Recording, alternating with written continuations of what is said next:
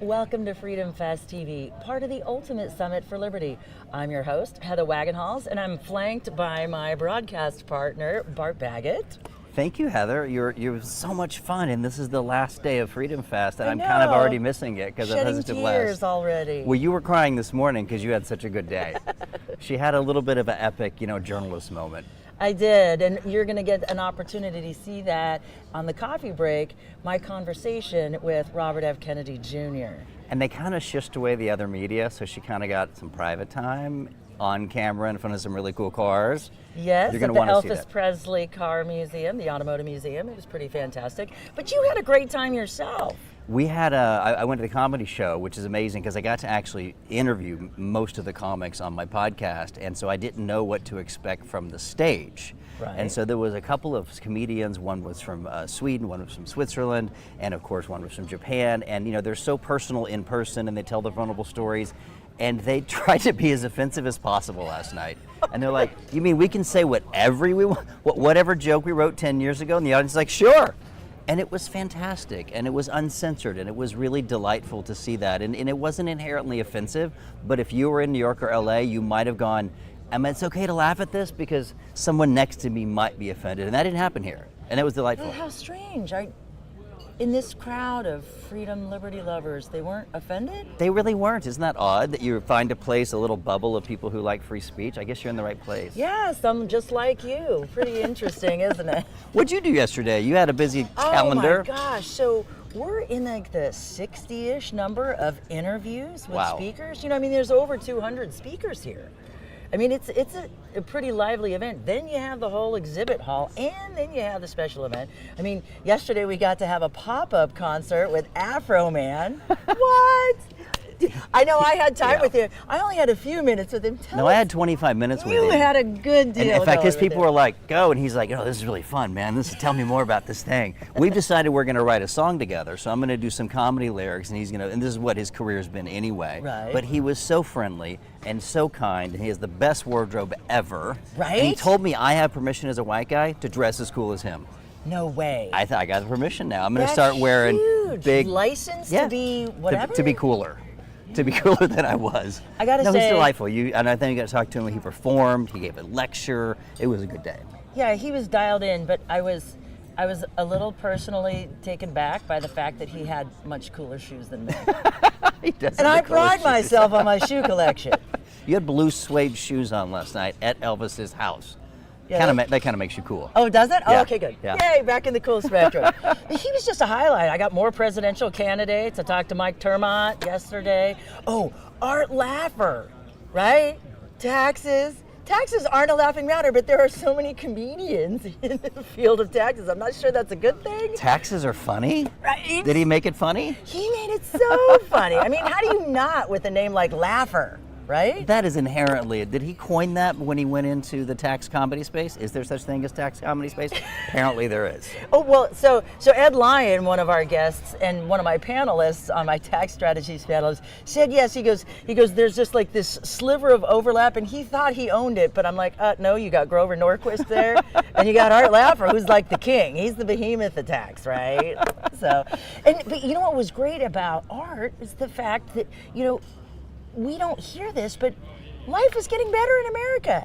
Taxes are going lower on the state levels, but we don't hear this. No, you only hear the bad news. So really? So I can take the money I'm making here and pay less just because it's 2023?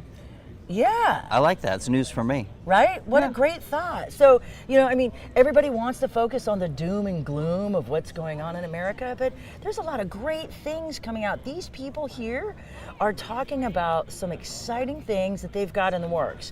And from other conversations that I've heard, people that are mavericks, like that their ideas are like out there or crazy, they come here to Freedom Fest and they find other like-minded individuals that help garner that support that they need to take and create the movement that causes the change. And I remember this one TED Talk that I watched, and it was really great. And he talked about the power, not of the person that's being brave and moving forward, but the leverage of the first follower. Interesting. So when you're the crazy guy, and in this TED Talk, there's the crazy guy that's dancing all by himself. And he's like different from the rest. He's standing out. He's a leader. He could be crazy, but it isn't until the first follower that his leadership gets the credibility.